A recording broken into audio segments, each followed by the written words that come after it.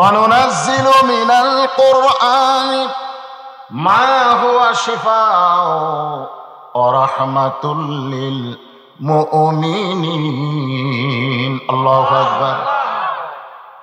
আল্লাহ বললেন ইল্লাল্লাযিনা আমানু, যারা আমাকে বিশ্বাস স্থাপন করেছে। ভাই ছোট বাচ্চাদের কাছে ওয়াজ করতেছেন, আপনারা একটু মনোযোগ দিয়ে শোনেন। আমরা আল্লাহকে বিশ্বাস করি, এ কথাটা সবাই বলেন, আমরা বিশ্বাস করি। সাহাবীরা বললেন হুজুর বিশ্বাস সম্পর্কে আমরা জানতে চাই। আল্লাহ রাসূল বললেন ইকরার বিল লিসান, তাসদিক বিল জানান, আমল বিল আরকান, এরই নাম হলো ঈমান। এক নম্বর ঈমান। ঈমান যদি ঠিক না থাকে আপনি যত আমল করেন কাম হবে না। হবে? যখন হবে ঈমানই ঠিক নাই, যত ভালো আমল করেন আপনি জান্নাতে যাওয়ার পারবেন না। যার প্রমাণ হলো নবীর চাচা আবু তালেব।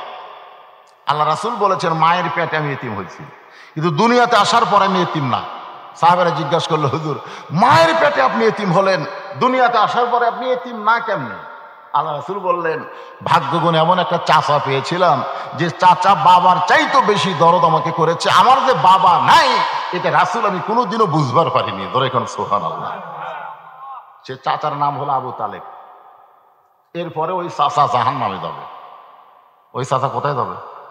কেন যাবে? কোন ঈমান নেই। তা আপনারা কি রাসূল আবু তালেবের চাইতে বেশি মহব্বত করেন? অনেকে বলে না যে রাসূলকে মহব্বত করলো সেই জান্নাতে চলে গেলে, এত সোজা না।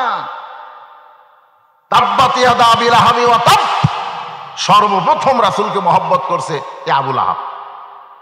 দাসীকে যেই বলছে আব্দুল্লাহর একটা ফুটফুটা সন্তান হচ্ছে, সাথে সাথে দাসী বলল তুই মুক্তি, যা, আজ থেকে তোকে আমি মুক্ত করে দিলাম। আল্লাহর নবী দুনিয়াতে আসার সাথে সাথে আবু লাহাব এত খুশি যে একটা দাসী পর্যন্ত মুক্ত করে দিল। আপনার বলেন তো আবু লাহাব কি জান্নাতে যাবে? না। সবচাইতে দানবী আপনারা কয় টাকা দান করছেন? পৃথিবীতে সবচাইতে বড় দানবীর হলো হাতেম তাই। নাম কি? হাতেম তাই। এই হাতেম তাইও জাহান্নামে যাবে। এত বড় দানবীর হওয়ার পরেও জাহান্নামে যাওয়ার কারণ হলো তার ঈমান নাই। মা বলতেছে ইন্না লিল্লাহ ইন্না লিল্লাহ। তো সাংবাদিকরা ধরছে যে মা আপনি কি পাগলি হয়ে গেছেন নাকি? যেটা মারা গেছে সেটার ব্যাপার আপনি ইন্না লিল্লাহ পড়েন, আর যেটা বেঁচে আছে সেটা আলহামদুলিল্লাহ পড়েন। একটা হাত নাই কিন্তু বেঁচে তো আছে। মা বলতেছে তোমরা যাকে মৃত্যু বলতেছো যদি তোমাদের ঈমান থাকতো তাহলে তোমরা তাকে মৃত্যু বলতে না। কারণ আল্লাহ বলেছে আমার জন্য যাদেরকে হত্যা করা হয় তাদেরকে তোমরা মৃত্যু বলো না, বরং আমি আল্লাহ বলতেছি তারা জীবিত।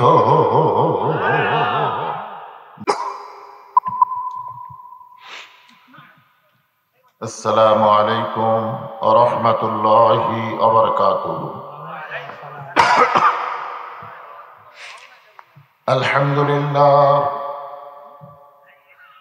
আলহামদুলিল্লাহ নাহমাদুহু ওয়া নাস্তাঈনুহু ওয়া নাস্তাগফিরুহু ওয়া নু'মিনু বিহি ওয়া নাতাওয়াক্কালু আলাইহি ওয়া নাউযু বিল্লাহি মিন শুরুরি আনফুসিনা ওয়া মিন সাইয়্যাতি আ'মালিনা। من يهدي الله فلا مضل له ومن يضلله فلا هادي له। সকলে জবান খুলে বলেন আশহাদু আল্লা ইলাহা ইল্লাল্লাহু ওয়াহদাহু লা শারীকা লাহু وأشهد أن محمدا عبده ورسوله الذي أرسل رسوله بالحق بشيرا ونذيرا وداعيا إلى الله بإذنه وسراجا منيرا. فقد قال الله تعالى في كلامه المجيد والفرقان الحميد জবান খুলে সকলে পড়েন আউযু বিল্লাহি মিনাশ শাইতানির রাজিম বিসমিল্লাহির রহমানির রহিম ওয়াল আসরি ইন্নাল ইনসানা লাফি খুসর ইল্লাল্লাযীনা আমানু ওয়া আমিলুস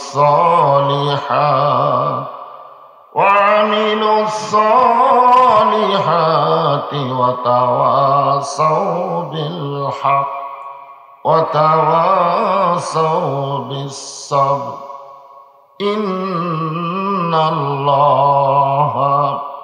ওয়া মালাইকাতাহু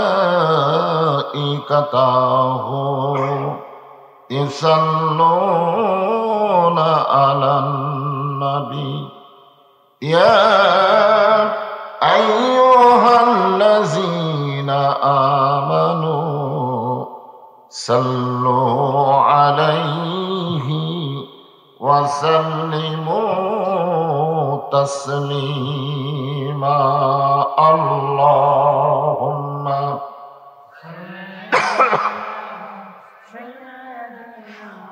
মাওলানা মুহাম্মদ ওয়া আলা আলি সাইয়্যিদিনা শাফিআনা মাশরিকি হুব্বে মুহাম্মদ সকলে বলি সাল্লাল্লাহু আলাইহি ওয়াসাল্লাম मतलाए दीवानी माँ मतलाए खुर्शीद इश्कास सीनाए सुजानी माँ बलागल उला बिकमालिही कशाफत दुजा बिजमालिही हसनत जमीओ खसालिही सल्लो अलैहि व आलिही अल्लाहुम्मा आमीन। জান্নাতের বাগান থেকে জান্নাতি মানুষদেরকে নিয়ে আমি গুনাহগার তোমার রহমতের দরজায় দুখানা হাত তুলেছি আল্লাহ। হাসরের ময়দানে জাব্বার আর কাহার নামে রূপ নিয়া তুমি যখন বিচার শুরু করবে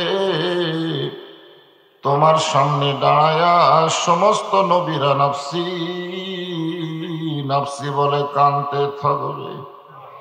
এমন কঠিন অবস্থা হাসরে হবে, সেদিন সমস্ত নবী তার উম্মতকে ভুলে যাবে, শুধু বলবে আল্লাহ আমার কি হবে, আমার কি হবে। একমাত্র দরদি নবী শাফাতের কান্ডারি ইয়া রব্বি হাবলি উম্মতি বলে সেজদায় পড়ে যাবে। সেই কঠিন মুসিবতের দিনে আজকের এই মাহফিলকে ওসিলা করে আমাদের সবাইকে রাসূলের উম্মতের কাতারে আল্লাহ কবুল করে নিও। সুবহান রাব্বিকা রাব্বিল ইজ্জাতি আম্মা ইয়াসিফুন ওয়া সালামুন আলাল মুরসালিন ওয়ালহামদুলিল্লাহি রাব্বিল আলামিন। লা ইলাহা ইল্লাল্লাহ। সবাই মহব্বতে আল্লাহর জিকিরে লা ইলাহা ইল্লাল্লাহ, লা ইলাহা ইল্লাল্লাহ, লা ইলাহা ইল্লাল্লাহ, লা ইলাহা ইল্লাল্লাহ, লা ইলাহা। চাঁদ শুরু যারা গ্রহ তারা আল্লাহ নামের পাগল পারা। চাঁদ শুরু যারা গ্রহ তারা আল্লাহ নামের পাগল পারা। আমার আল্লাহ নামের এতই দয়া, আল্লাহ নামের এতই মায়া, লুকিয়ে রাখছেন হে আল্লাহ জোরে লা ইলাহা ইল্লাল্লাহ, লা ইলাহা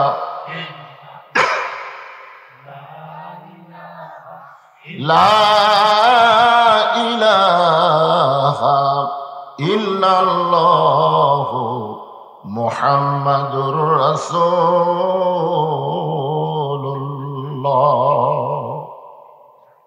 রাসূলের মহব্বত আমাদের অন্তরে আছে না নাই?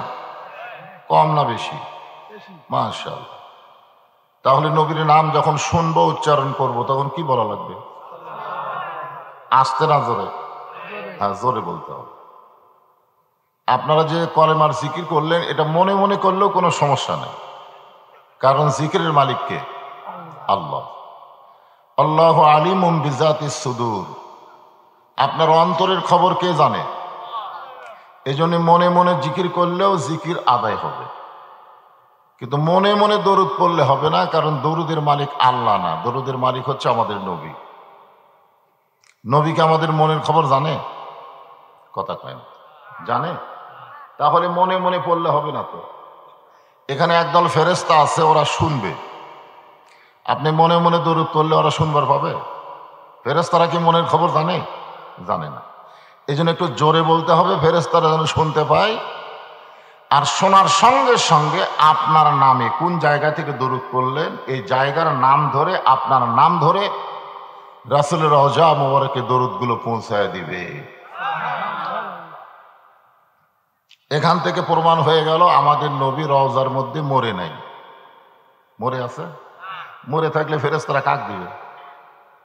আজকে বাংলাদেশে কিছু কিছু বিতর্কিত আলেম বের হয়েছে, ওরা আমাদের নবীকে সাধারণ মানুষের মতো মৃত্যু বলে, যে নবী মরে আছে। আমাদের আসলে সমস্যা, এই কোরআনের মাহফিলে বক্তাদের লেভেল পজিশনে এক নেই, এক একজন এক এক তরিকা। তা আমরা যারা দরুদ পড়লাম, এটা রাসূলের মহাব্বত, এটা কিন্তু ইবাদত না। এটা কি? মহাব্বত। আর আমরা যে জিকির করলাম, এটা হলো ইবাদত। সবচাইতে উত্তম ইবাদত হলো জিকির। নামাজ, রোজা, হজ, যাকাত, যত ইবাদত আছে সবচাইতে দামি ইবাদতের নাম হলো জিকির। সর্বপ্রথম যে ইবাদত দুনিয়াতে এসেছে তার নাম কি? জিকির। এ কোরআন শরীফ হাতে নিয়ে দেখেন, কোন জায়গায় আল্লাহ বলে নাই যে আমার নামাজ পড়ে আমিও তার নামাজ পড়ি, যে আমার রোজা করে আমিও তার রোজা করি, যে আমার হজ করে আমি আল্লাহ তার হজ করি, যে আমার জাকাত দেয় আমি আল্লাহ তার জাকাত দেই। এ কথা কোনো জায়গাতে আল্লাহ বলেনি। কিন্তু আল্লাহ বলেছেন, যে আমার জিকির করে আমি আল্লাহ তার জিকির করি। জোরে খান সুবহানাল্লাহ। ফাযকুরুনি আযকুরকুম। আল্লাহ রাসূলের 17 জন সাহাবী শুধুমাত্র এই কলেমার জিকির করার অপরাধে কাফেরেরা তাদেরকে হত্যা করছে। তারা এক ওয়াক্ত নামাজও পড়েনি, একটা রোজাও করেনি, খালি জিকির করার অপরাধে তাদেরকে কি করছে? হত্যা করছে।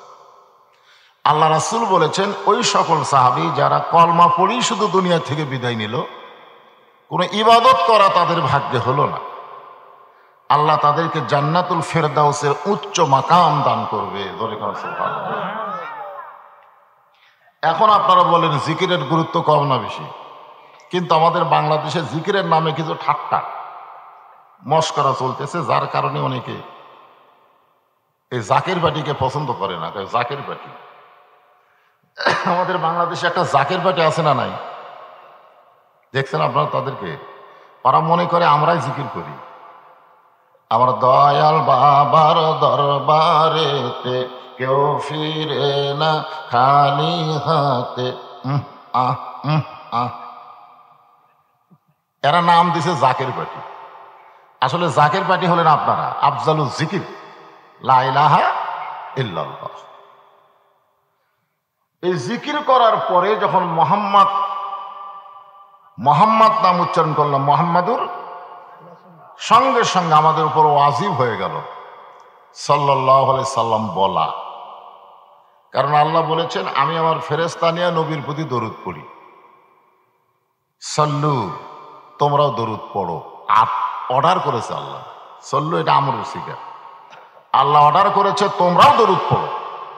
তো নবীর নাম উচ্চারণ করার পরে দরুদ যদি না পড়েন হবে? এই জন্য যখনই নবীর নাম উচ্চারণ করব, যখনই কেউ যদি উচ্চারণ আমার সামনে করে, আমি শোনা মাত্রই বলবো সাল্লাল্লাহু আলাইহি ওয়াসাল্লাম।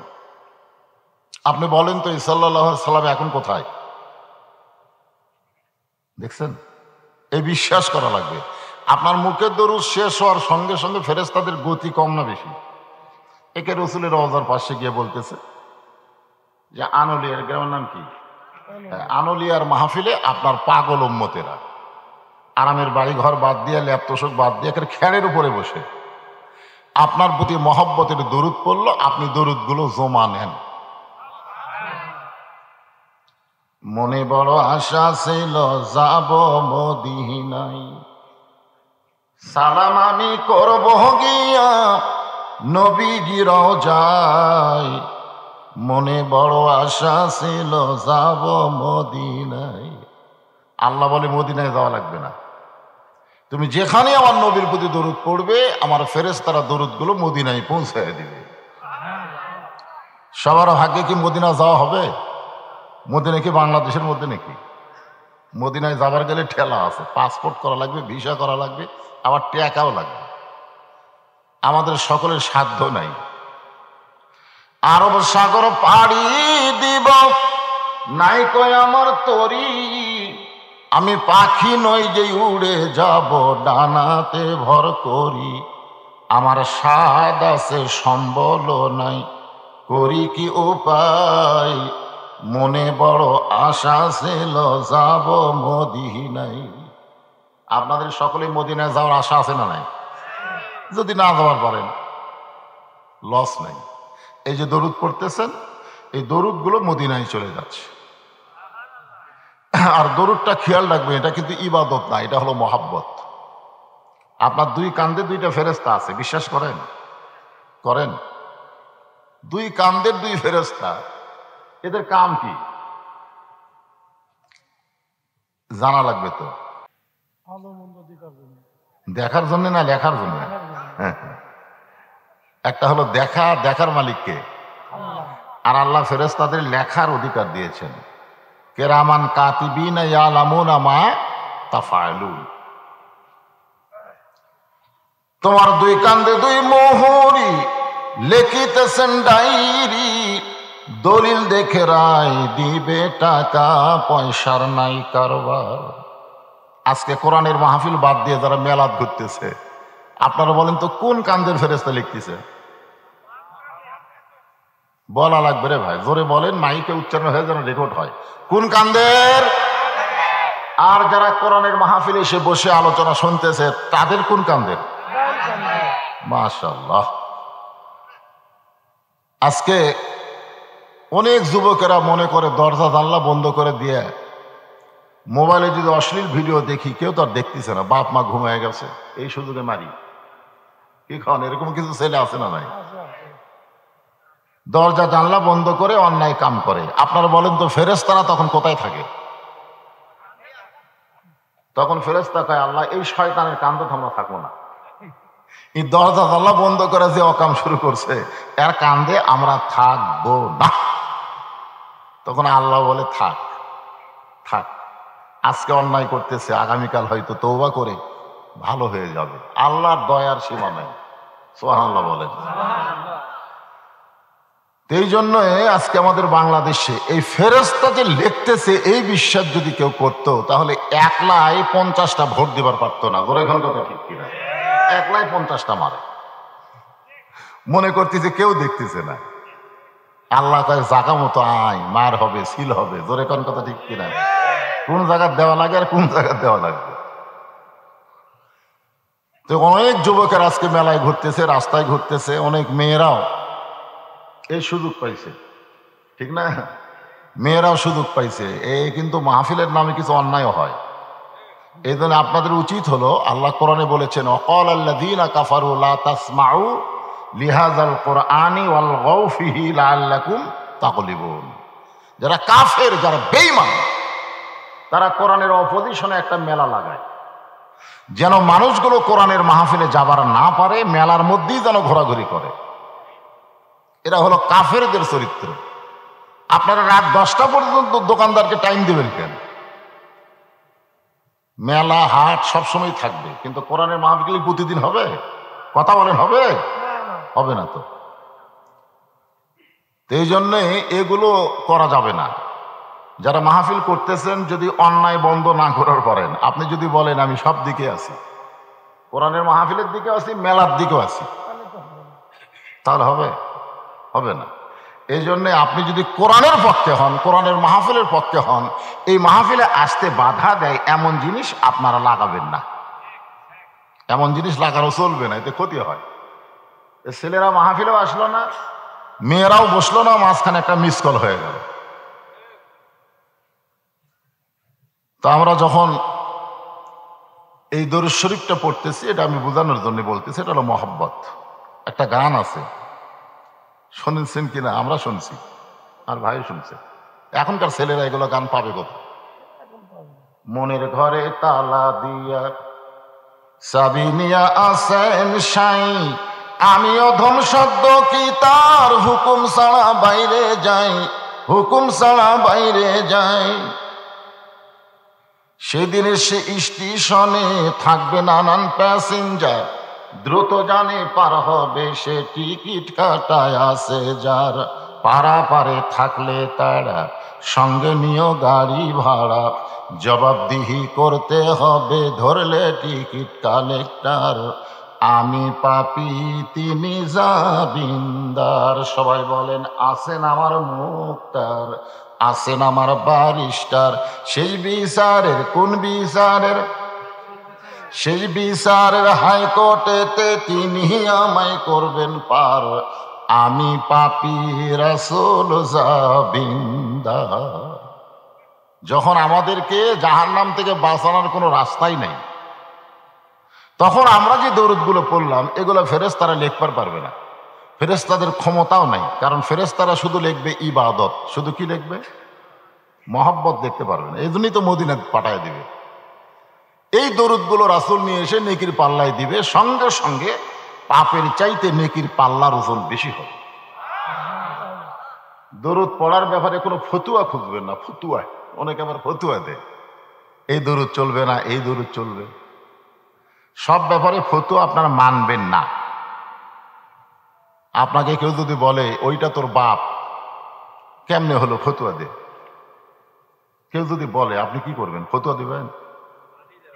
হ্যাঁ, মায়ের কাছে গিয়ে যদি বলে মা আব্বা বা করে ডাকি, এটা আমার কেমনে বাপ হলো? ফতুয়া দাও। মা বলবে মহব্বত হলে ডাক, না হলে ডাকিস না। ফতুয়া দিয়া বাপকে বুঝানো যাবে না। রাসূলের মহব্বত এই ব্যাপারে কোনো ফতুয়া নেই। ফতুয়া হবে ইবাদতের ব্যাপারে। জোরে কোন কথা ঠিক কিনা? নামাজ কিভাবে পড়বো, রোজা কিভাবে করব, যাকাত কিভাবে দিব, হজ কিভাবে করব, আল্লাহর ইবাদতের মধ্যে ফতুয়া চলবে, দলিল চলবে, কিন্তু মহব্বতের কোনো ফতুয়া নেই।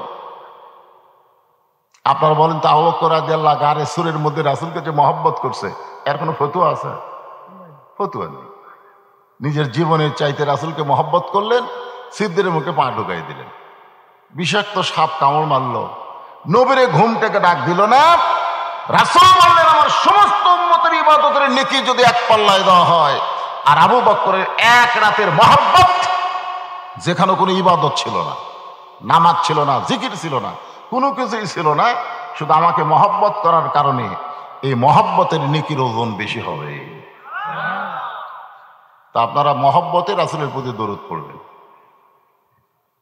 খুব সুন্দর একটা নাম দিয়েছেন, শান্তি মসজিদ। আমি আমার 38 বছর ওয়াজের বয়সে মসজিদের নাম শান্তি হয় আজকে প্রথম দেখলাম।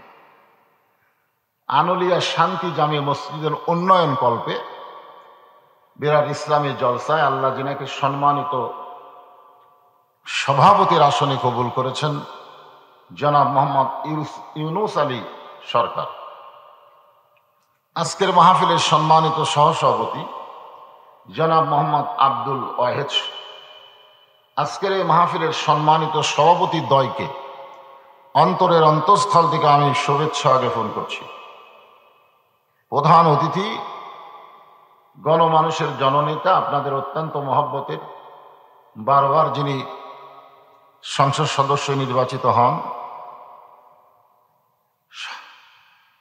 জনায়েত আহমেদ পলক সরকারের প্রতিমন্ত্রী, এবং বিশেষ অতিথির তালিকায় যেনাদের নাম রয়েছেন সকলকেই অন্তরের অন্তঃস্থল থেকে আমি শুভেচ্ছা জ্ঞাপন করছি। এই মুহূর্তে আমার সামনে যারা বসে আছেন, মন খারাপ নাকি? আমার মন খারাপ। সামনে যারা বসে আছেন, যেনাদেরকে আল্লাহ দয়া করে রহম করে আজকের এই জান্নাতের বাগানে কবুল করেছেন, সুবহানাল্লাহ বলেন। আপনার ক্ষমতাও নাই আপনি আসতে পারবেন যদি আল্লাহ তাআলা আপনাকে কবুল না করত। এটা আমার কথা না, কথা আল্লাহ। আল্লাহ কোরআনে বলেছেন, মা আসাবাকা মিন হাসানাতিন ফামিনাল্লাহ। বান্দা বান্দির দ্বারা ভালো যখন কোনো কাজ হয়, এ কাজ বান্দা বান্দি করে না, আল্লাহ করায়। আপনার বলেন তো, কোরআনের মাহফিলে বসা এটা ভালো কাজ না খারাপ কাজ? তাহলে এই ভালো কাজকে আপনারা করলেন না আল্লাহ করাইলো? হাদিস শরীফের ভাষায় বলা হয়েছে, কোনো মুহূর্তের জন্যে, সামান্য মুহূর্তের জন্যে আল্লাহ যদি কোনো বান্দার উপর খুশি হয়ে যায়, ওই খুশি হওয়াটা তার জন্য জান্নাতের দরজা খুলে দেয়। এই জন্য কোরআন হাদিসের মাহফিলকে কি বলা হয়? রিয়াজুল জান্নাহ, জান্নাতের টুকরা। আপনার এই জান্নাতের টুকরার মধ্যে যারা বসে আছেন, আমি আমার অন্তরের অন্তঃস্থল থেকে আপনাদের সবাইকে শুভেচ্ছা জ্ঞাপন করছি।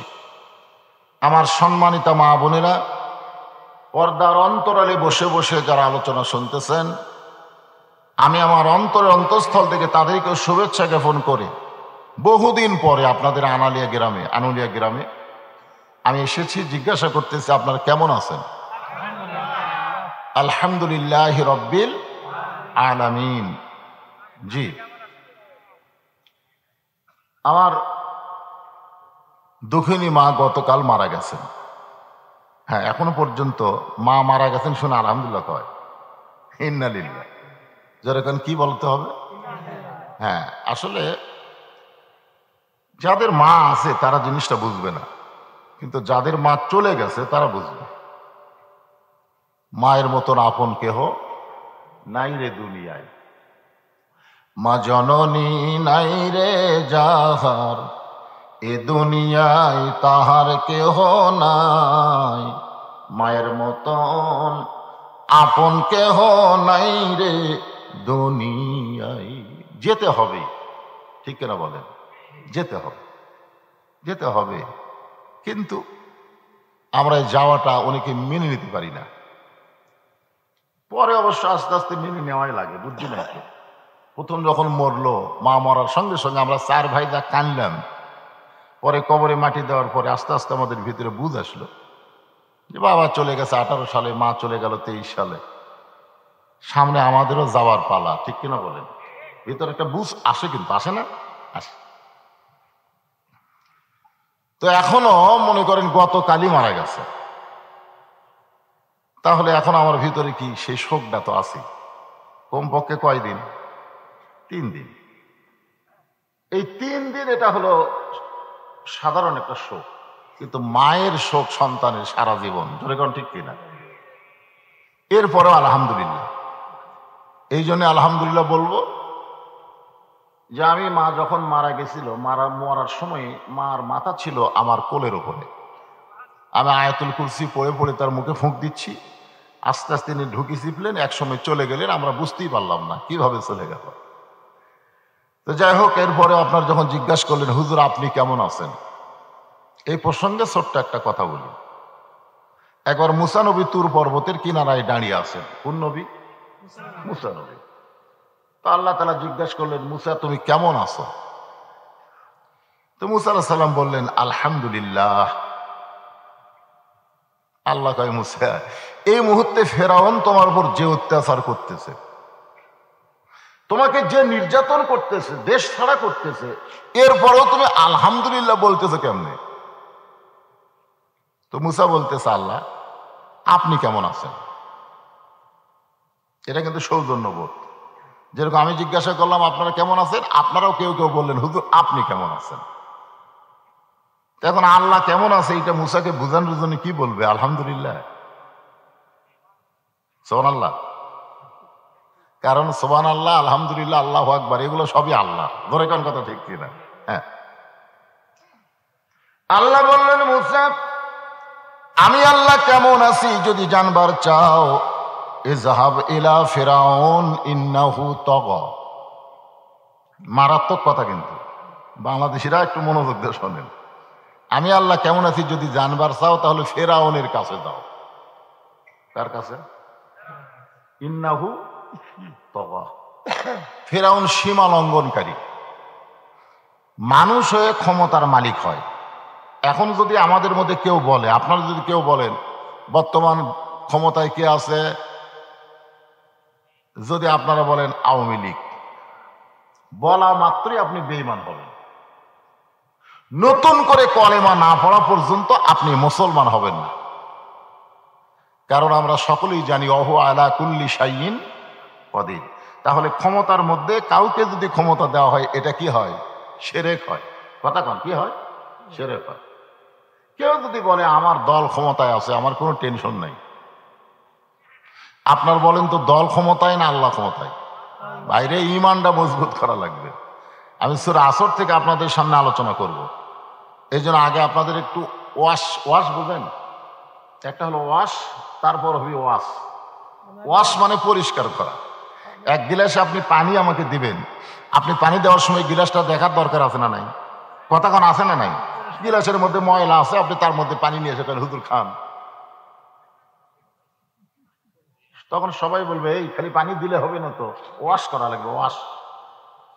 তো আজকে প্রথম আপনাদেরকে ওয়াশ করে তারপরে কোরআনের পানি ঢালতে হবে। জোরে কোন কথা ঠিক কিনা?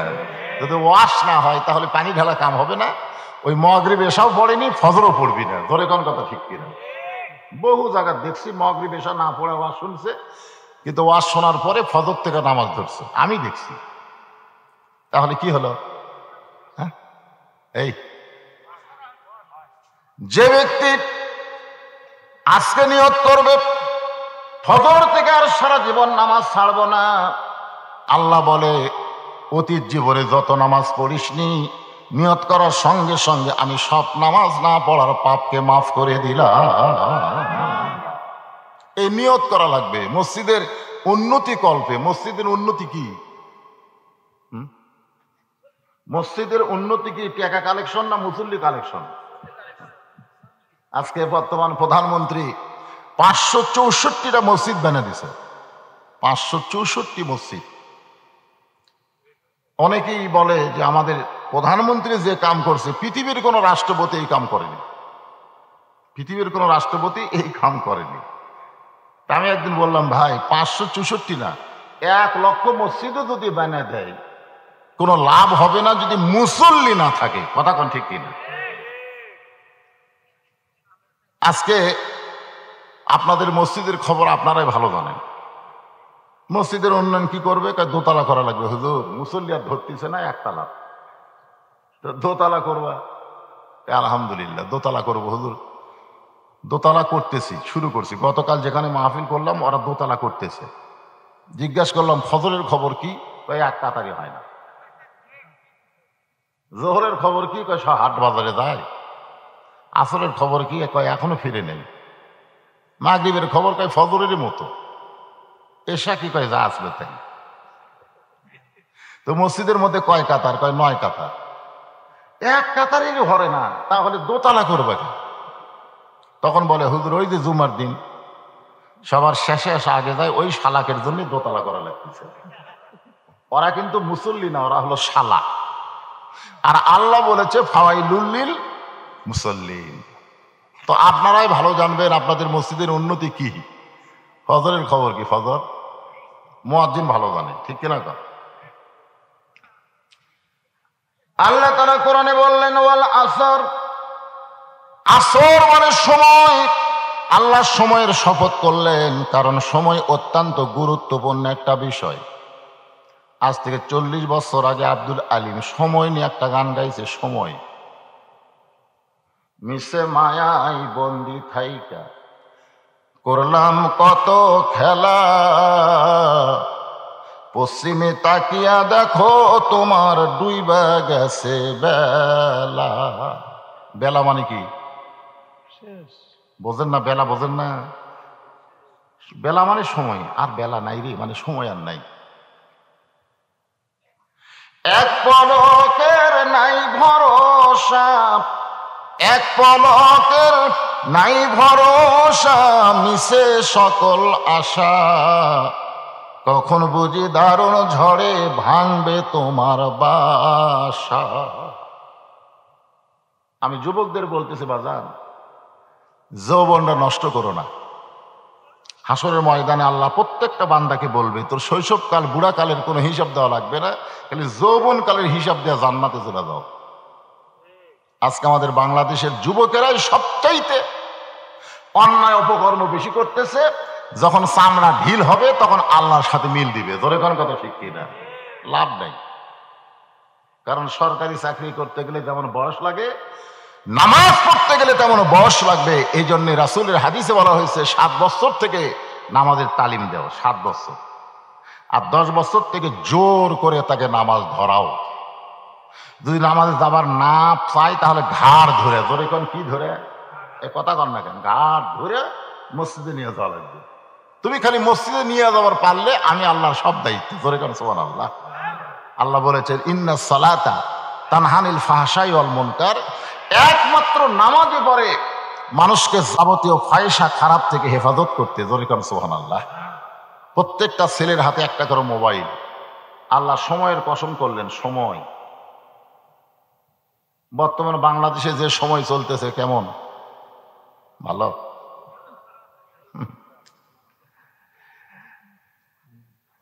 এই যেখানে আমাদের আপনাকে জনপ্রিয় নেতা পলক সাহেবের ব্যাপারে বলা হলো যে এত ভোট আপনারা দিবেন, উনি যে উঠবে এ ব্যাপারে কোনো সন্দেহ নেই, কিন্তু ভোটটা একটু বেশি দরকার। আমাকে একজন বলতে, হুজুর আগামী 7ই জানুয়ারি কি হবে? আমি বললাম, আমি বলবো না ভাই, হুজুর মানুষ, তোমরাই কও। কেন হুজুরা কিছু বললেই দোষ। ধরে কোন কথা ঠিক, তোমরাই কও তো কি হবে। যা আসলো তাই, যা আসলো তাই।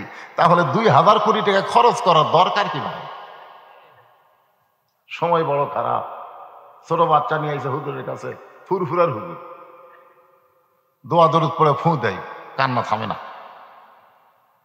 হুজুর কান্না থামতেছে না, ফু দেওয়া হবে না, তেল ফোড়া দেন, পানি ফোড়া দেন।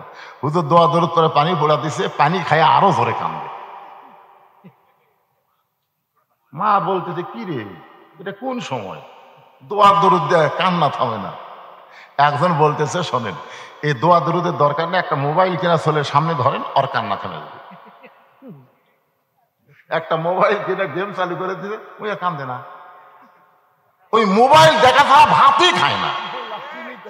এই যে লাতিনি বলতে, আপনি বলেন যে সময় মাসুম বাচ্চারা মোবাইল দিয়ে কান্না থামাতে হয়, মোবাইল দিয়ে ভাত খাওয়াতে হয়, এই সময় ভালো? এই সময় ভালো? সেই সময়ের কসম আল্লাহ করছে। আল্লাহ জানে সময় অত্যন্ত গুরুত্বপূর্ণ। তুমি যখন বুড়ি হবা তখন বোরকা পরবা, যখন একটা বুড়াও পর্যন্ত তোমার দিকে তাকায় না, ওই সময় তুমি বোরকা গাওয়ার দিয়ে ঘুরতেছ, মরা লাগবি ভাই, বোরকা ছাড়া উপায় নেই। তোমার যুবতী অবস্থায় কি করছো? হ্যাঁ,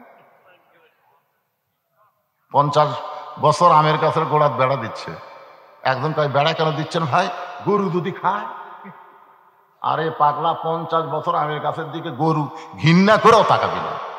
বেড়া যদি দিবার চাষ, ওই লক লকা পাতা বাড়াছে ওই গাছের বেড়া দে। তোর কথা ঠিক। কারণ গরু খালি খাবি না, পাড়িয়া ফেলে ধর্ষণ করবি। আজকে যৌবনকাল নষ্ট করলাম, সময়ের এত দাম। বুড়াকালে এসে আল্লাহরের সাথে মিল দিলাম, এখন আর রুকু সেজদা করবার পারি না। লাতি কইছি একটা সিয়াল লিয়া মসজিদের মধ্যে ছুঁয়ে দে, সব ফেরেশতা আদমক সেজদা করলো। আর তুই করলি না কেন? ইবলিস কয় আল্লাহ 6 লক্ষ বছর আপনাকে সেজদা দিছি, যে মাথা দিয়া, যে কপাল দিয়া, সেই কপাল আদমের পায়ে লাগাবো না। আল্লাহ কয় বের হয়ে যা, আমার রহমতের হৃদয়ের মধ্যে, হেদায়েতের মধ্যে তোর জায়গা নেই। শয়তান কয় আল্লাহ 6 লক্ষ বছর আপনাকে সেজদা করলাম, আর আদমকে একটা সেজদা করলাম না, তার কারণে আপনি আমাকে বাইর করে দিচ্ছেন। আল্লাহ কয় শয়তান তুই জানিস না, আমি আল্লাহ আদমকে এত ভালোবাসি, আমার চাইতেও বেশি। একটা সেজদা না করার কারণে তোর 6 লক্ষ বছরের সেজদা বাতিল করেছি। যে মানুষকে আল্লাহ এত ভালোবাসে, ইবলিস আজাদিল সেজদা না দিয়ে ইবলিস হয়ে যায়, সেই মানুষ সম্পর্কে আল্লাহ বলতেছেন লাফি খসর, ক্ষতির ভিতরে। কারণ আছে না নাই? এই জন্য আল্লাহ বললেন ইল্লাল্লাযীনা আমানু ওয়া আমিলুস সলিহাতি ওয়া তাওয়াসাউ বিল হাক্কি ওয়া তাওয়াসাউ বিস সবর। এখানে কয়টা কথা আছে? আমাকে রাত 11টায় দিয়েছেন টেসে, আমি 4টা কথাই বলবো সময় অনুসারে। মনে করেন না যে ছোট ছোট বাচ্চারা সামনে বসে সব ঘুম পাচ্ছে, তো মাদ্রাসার পোলা, এর কামই হলো ঘুম পাড়া। কারণ এশার নামাজের পরে সামান্য একটু পড়ানোর পরে এদেরকে ঘুমাতে দেয়। আমি প্রায় মাহফিলে বলে থাকি মাদ্রাসার তালবে ইলমদেরকে ওয়াজ শোনা জায়েজ নেই। অনুনাজ্জিলু মিনাল কুরআনি মা হুয়া শিফাউ ওয়া রাহমাতুল লিল মুমিনিন। আল্লাহু আকবার।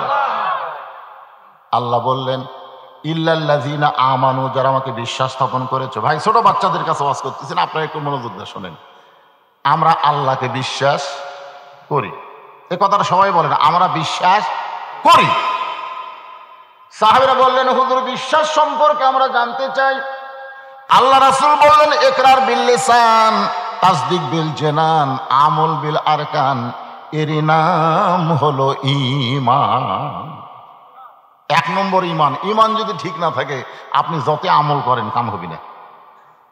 হবে? যখন হবে ঈমানই ঠিক নাই, যত ভালো আমল করেন আপনি জান্নাতে যাওয়ার পারবেন না। যার প্রমাণ হলো নবীর চাচা আবু তালেব। আল্লাহ রাসূল বলেছেন মায়ের পেটে আমি এতিম হয়েছি, কিন্তু দুনিয়াতে আসার পরে আমি এতিম না। সাহাবেরা জিজ্ঞাসা করলো হুজুর মায়ের পেটে আপনি এতিম হলেন, দুনিয়াতে আসার পরে আপনি এতিম না কেমনে? আল্লাহ রাসূল বললেন ভাগ্যগুণ এমন একটা চাচা পেয়েছিলাম যে চাচা বাবার চাইতো বেশি দরদ আমাকে করেছে। আমার যে বাবা নাই এটা রাসূল আমি কোনোদিনও বুঝবার পারিনি। ধরে এখন সুবহানাল্লাহ। সে চাচার নাম হলো আবু তালেব। এরপরে ওই চাচা জাহান্নামে যাবে। ওই চাচা কোথায় যাবে? কেন যাবে? কোন ঈমান নেই। তা আপনারা কি রাসূল আবু তালেবের চাইতে বেশি মহব্বত করেন? অনেকে বলে না যে রাসূলকে মহব্বত করলো সেই জান্নাতে চলে গেল। এত সোজা না। তাব্বাত ইয়াদা আবি লাহাবি ওয়া তাব, সর্বপ্রথম রাসূলকে মহব্বত করছে এ আবু লাহাব। দাসীকে যেই বলছে আব্দুল্লাহর একটা ফুটফুটা সন্তান হচ্ছে, সাথে সাথে দাসী বলল তুই মুক্তি, যা, আজ থেকে তোকে আমি মুক্ত করে দিলাম। আল্লাহর নবী দুনিয়াতে আসার সাথে সাথে আবু লাহাব এত খুশি যে একটা দাসী পর্যন্ত মুক্ত করে দিল। আপনার বলেন তো আবু লাহাব কি জান্নাতে যাবে? না। সবচাইতে দানবী আপনারা কয় টাকা দান করছেন? পৃথিবীতে সবচাইতে বড় দানবীর হলো হাতেম তাই। নাম কি? হাতেম তাই। এই হাতেম তাইও জাহান্নামে যাবে। এত বড় দানবীর হওয়ার পরেও জাহান্নামে যাওয়ার কারণ হলো তার ঈমান নাই। মা বলতেছে ইন্না লিল্লাহ ইন্না লিল্লাহ। তো সাংবাদিকরা ধরছে যে মা আপনি কি পাগলি হয়ে গেছেন নাকি? যেটা মারা গেছে সেটার ব্যাপার আপনি ইন্না লিল্লাহ পড়েন, আর যেটা বেঁচে আছে সেটা আলহামদুলিল্লাহ পড়েন। একটা হাত নাই কিন্তু বেঁচে তো আছে। মা বলতেছে তোমরা যাকে মৃত্যু বলতেছো যদি তোমাদের ঈমান থাকতো তাহলে তোমরা তাকে মৃত্যু বলতে না। কারণ আল্লাহ বলেছে আমার জন্য যাদেরকে হত্যা করা হয় তাদেরকে তোমরা মৃত্যু বলো না, বরং আমি আল্লাহ বলতেছি তারা জীবিত। বাল আহিয়া, বরং তারা জীবিত। ওয়ালাকিল্লা তাশউরুন, তোমাদের মাথা নাই, মাথা নেই। এ কারণেই তোমরা বুঝবার পারতেছ না। আজকে যদি এই বিশ্বাস আমাদের থাকতো, বুখারী শরীফের হাদিস, কি শরীফের? মা আহাদান, আনাস থেকে বর্ণিত, আনাস ইবনে মালিক রাদিয়াল্লাহু থেকে বর্ণিত,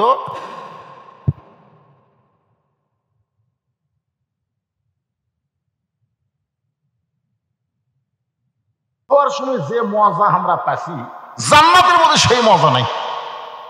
আমরা আবার দুনিয়া থেকে বাতিলের বিরুদ্ধে লড়াই করব, বাতিলের বিরুদ্ধে আপোষ করব না, বাতিলের বিরুদ্ধে লড়াই করে আশার আমার রাতান কম করে হলো 10 বার আমরা শহীদ হব, তারপরে জান্নাতে আসবো। সুবহানাল্লাহ বলেন। আল্লাহ রাস্তায় জীবন দেওয়ার মধ্যে মজা আছে না? যারা দিছে তারা বুঝতেছে, কিন্তু আমরা দেইনি তো। আমরা জীবন বাঁচানোর জন্যে বাতিলের সঙ্গে আপোষ করে বসে আছি। কুল জাল হক ওয়া যাহাকাল বাতিল ইন্নাল বাতিলা কানা যাহুকা। সুবহানাল্লাহ বলেন। তাসদিক বিল জানান, কলিজার মধ্যে ঈমান রাখা লাগবে। রাজি আছেন? 3 নম্বর হলো আমল বিল আরকান, ঈমান অনুযায়ী আমল করা লাগবে। ঈমান অনুযায়ী যদি আমল করতে চান, যত আমল দুনিয়াতে আছে তার মধ্যে 1 নম্বর আমলের নাম হলো নামাজ। জোরে কোন 1 নম্বর আমলের নাম কি? জোরে বলা লাগবে। মসজিদের উন্নয়নে মাহফিল। 1 নম্বর আমলের নাম কি? যার নামাজ নাই, দেখছেন এটা ডাইরেক্ট কথা, লা সালাতা লা ঈমানা। যার নামাজ নাই তার ঈমান নাই। এ কারা কারা মাগরিব এসা পড়েননি? এই কারা কারা? এই ছেলেরা এখন পিছনে এসে ভরে যাচ্ছে। কারা কারা মাগরিব এশার নামাজ পড়েনি? সাহস করে বলো তো দেখি।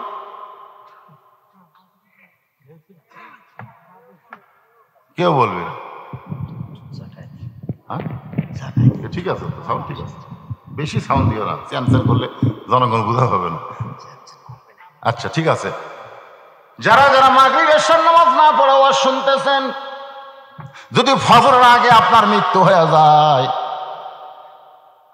দুনিয়ার কত লক্ষ মুসলমান আপনার জানাজায় হাজির হলে আপনি জান্নাত পাবেন। গোটা পৃথিবীর সমস্ত মুসলমান যদি আপনার জন্য দোয়া করে, ইমাম মালিক বলেছেন একটা বেনামাজির জানাজায় কেউ যদি যায়, তার আমল নামায় 1 হুকবা পরিমাণ পাপ হয়। একটা বেনামাজি, কারণ বেনামাজি বাইনাল আবদি ওয়াল কুফরি তরকুস সালাত, বান্দার কাফের মধ্যে পৃথক করা জিনিসটার নামই হলো নামাজ। যে নামাজ পড়ে সে আল্লাহর বান্দা, আর যে নামাজ পড়ে না সে হলো ডাইরেক্ট কাফের। ডাইরেক্ট। অনেকে লাভ দেখাবে, হুজুর আপনি কি মনে করেন আমার জুম্মা পড়ি না? লা তাকনাতু মির রাহমাতিল্লাহ ইন্নাল্লাহা ইয়াগফিরুয যুনুবা জামিয়া ইন্নাহু হুয়াল গাফুরুর রহিম। এই আয়াতের উসিলায় আল্লাহ তাআলা হাসরের ময়দানে বলবে, যারা 5 ওয়াক্ত নামাজ পড়নি, খালি জুম্মার শেষে এসে আগে দাঁড় হছো, আমি আল্লাহ তাদেরকে জান্নাত দিয়ে দিলাম, যাও। তখন এই জুম্মা পার্টি খুশি হয়ে বলবে, কে রে তোরা 5 ওয়াক্ত পারছো, দেখ আল্লাহ আমাকে জান্নাত দিল। খুশি হয়ে জান্নাতের কাছে দেখবে বিশাল একটা তালা। তো বলবে আল্লাহ জান্নাত দিলেন, তালা কেন? আল্লাহ বলে চাবি তোরকে কাছে আছে, খুঁজে দেখ। ওরা চাবি খুঁজে দেখবে একটা চাবি আছে, ওটা তালার মধ্যে ঢুকবি ঠিকই, কিন্তু ঘুরবি না। ঢুকছে ঠিকই, ঘোরে না। তাই আল্লাহ ঢুকলো তো ঘোরে না কেন? আল্লাহ বলে দেখ তো তোকে চাবির মধ্যে 5টা দাগ আছে, কারণ তালার মধ্যে 5টা দাগ আছে, চাবির মধ্যেও 5টা দাগ থাকা লাগবে। দাগে দাগে মিল হলে কুট্টুস করে খুলবি। তখন ওরা চাবি বের করে দেখে আল্লাহ তেল তেলা, দাগ নাই। এটা কিসের দাগ আল্লাহ? তো ফজর, জোহর, আসর, মাগরিব, এশা। তখন বলবে আমরা তো এই 5টার মধ্যে নাই। আল্লাহ বলে তাহলে জান্নাত দেখে ফেরত। যারা শুধু জুম্মা মারতেছেন এরা জান্নাত দেখবার পারবেন, কিন্তু ভিতরে ঢুকবার পারবেন না। শব্দটা জোরে কর না কেন? তাহলে জান্নাতে ঢুকতে গেলে 5 ওয়াক্ত নামাজের দরকার আছে না নাই? আর সালাতু মিফতাহুল জান্নাত, নামাজ হচ্ছে বেহেশতের চাবি। রে যুবকেরা, যারা এশা মাগরিব পড়েন নাই, আজকে নিয়ত করেন ফজর থেকে বাকি জীবনে 1টা ওয়াক্ত নামাজ বাদ দেব না। ঈমানকে রাখতে গেলে মান তারাকা সালাতু মুতাম্মিদান ফাকাত কাফারা। ইচ্ছা করে 1 ওয়াক্ত নামাজ যারা বাদ দিল, তারা অবশ্যই আল্লাহর সঙ্গে কুফরি করলো। তাহলে ঈমানকে রক্ষা করার জন্য 1 নম্বর আমলের নাম কি? সবাই জোরে বলেন, 1 নম্বর আমলের নাম কি? পুরুষের জন্য 1 নম্বর হলো নামাজ, কিন্তু মা বোনেরা যারা পর্দায় বসে আছেন এদের জন্য কিন্তু 1 নম্বর নামাজ না। এই মরদ মানুষের জন্য 1 নম্বর হলো নামাজ, আর নারীদের জন্য 1 নম্বর হলো পর্দা। আপনারা এলাকায় মেয়ে মানুষ মরে গেলে কয় কাপড় দেয়? আমার এলাকায় মেয়ে মানুষ ভোটে দাঁড়াচ্ছে, ভোটে পুরুষ মানুষ পাচ্ছে আর হাত ধরতেছে, তার হাতটা দেন, এভাবে হাত ধরে বলতেছে আমাকে একটা ভোট দেওয়াই লাগবে। ওই যখন আমার দিকে আসতেছে আমি দৌড়, হুজুর হুজুর থামেন হুজুর, আপনি আমাকে ভোট দেবেন না। আমি দৌড়ে ওর স্বামীর কাছে গেলাম, যাই বললাম এই তোর বউ মরে গেলে কয় কাপড় দিবি? তো কয় হুজুর আপনি কি জানেন না? আমি শুনবার চাচ্ছি ভাই কয় কাপড় দিবি? তো সবাই যা দেয় আমি তাই দিব। তো মরে গেলে কয় কাপড়ে? কয় 5 কাপড়। তো মেয়েদের জন্য মরার পরে 5 কাপড়, তাহলে বেঁচে থাকতে কয়টা? হ্যাঁ, তোর বউ যে হারে পুরুষ মানুষের হাত ধরে ভোট চাচ্ছে, ওর 100 কাপড় দিয়েও তো জান্নাত দিবার পারবি না। এই জন্য আমার মা বোনের যারা পর্দার অন্তরে বসে আছেন,